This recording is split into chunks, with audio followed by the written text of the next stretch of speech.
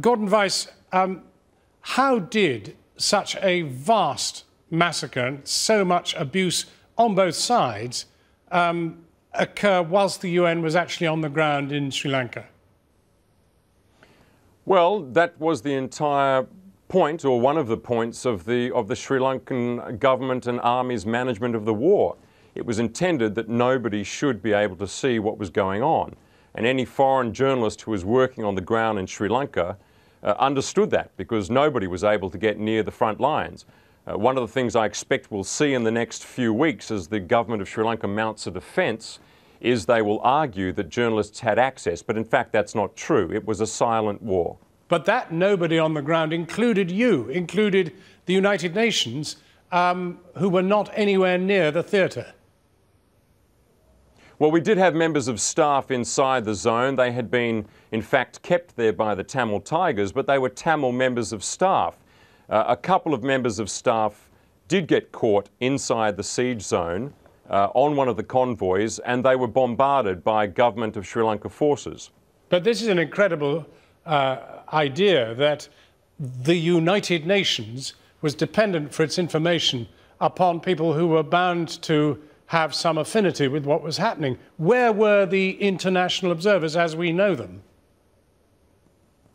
Well, there were no UN observers as such. There were only humanitarian operations on the ground, agencies such as the High Commissioner for Refugees and the United Nations Children's Fund. So there were no formal UN observers. And when the government insisted in 2008 that the UN agencies should pull out of the area in which the Tamil Tigers were operating, the UN was compelled to pull out, and they did. And it effectively left no foreign observers there to observe what was happening. Could the UN have done more? I think that's clear from this UN panel report. They say that very specifically, that there were actions that might have led to less civilian deaths. The UN panel report is quite clear about that. Look, it was a very difficult environment, and certainly all the UN people that I observed, or the vast majority, did their very best. But this is cutting-edge stuff. This is the hard edge of humanitarian work, and this is Sri Lanka's Srebrenica moment. In fact, it's a Srebrenica moment for the rest of the world. But you were the UN spokesman. You were the conduit through whom a great deal of information could have reached the outside world that didn't. Why didn't the UN publish its figures noisily, repeatedly? Well, it's another one of the points that is made in the UN panel report. It says that the UN should have taken whatever casualty figures it had and made use of those as leverage to stop what the government of Sri Lanka was doing. And that was a full frontal assault, taking very little notice of the civilians inside the zone. I was certainly part of that UN structure. I bear my portion of the responsibility and blame for that. You call this a Srebrenica moment. What should happen now?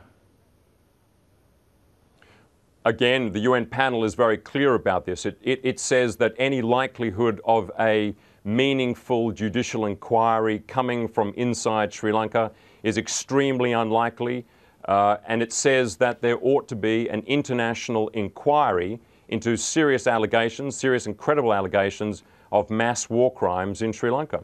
This is not an oil-producing country. Sri Lanka is, you know, another country.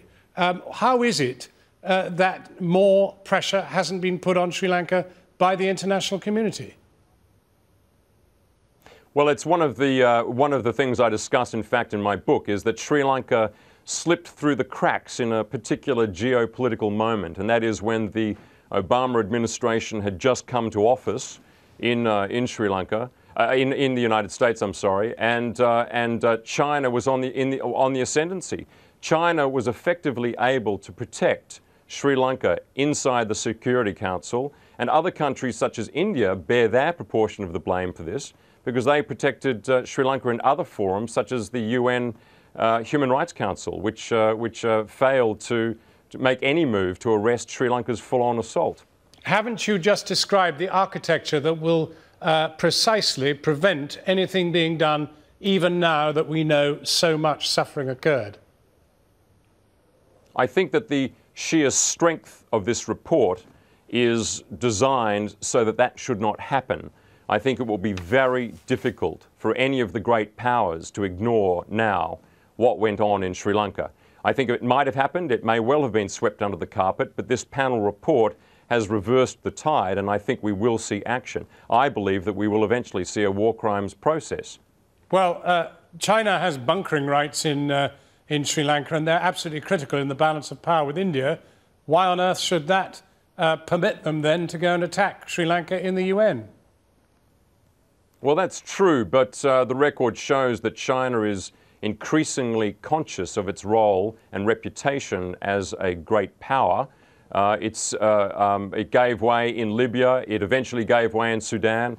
I believe that with the types of allegations that are coming out now about tens of thousands of civilian dead, that it will be very difficult for China as a responsible member of the international community to ignore these allegations and block any action in the Security Council. Talking to us there from Australia, you won't be unaware of the World Cup that's just been focused very much on Sri Lanka. Should Sri Lanka be hosting things like international events like cricket? Indeed, should they be welcomed abroad? And how far does this culpability go? Right to the top? Should the president be allowed around the world with free range? Well, I think that culpability rests on a fairly narrow range of senior leaders in Sri Lanka, and a lot of those people are on the record for their actions and for their statements during the war and for their attempts to obscure what was actually going on. So I believe that any inquiry will be narrowing on the circle of people around the Rajapaksa family in Sri Lanka who were ultimately responsible for driving and steering and making the decisions over this offensive. And when it comes down to the UN, who's to blame? Look, I mean, I think there are a range of people who would say that they bear responsibility for this. I think we'll have to wait until we see an inquiry coming out of the UN. There will be an inquiry, a review from the UN looking at what happened in Sri Lanka, what went wrong. And I prefer to wait and see what they come up with rather than second guess them at the moment. A final question, Gordon Weiss. The UN's been very quick to move on Libya. Why so slow over Sri Lanka? Well, I think this has got to do with the nature of modern warfare and the management of information. The Sri Lankans were extremely successful, and it's now a matter of record, at hiding what was going on. In Libya, it was completely different. Libya was a war of the communications revolution. In Sri Lanka, communications were largely controlled by the government, and the narrative of war was very much controlled by the government of Sri Lanka.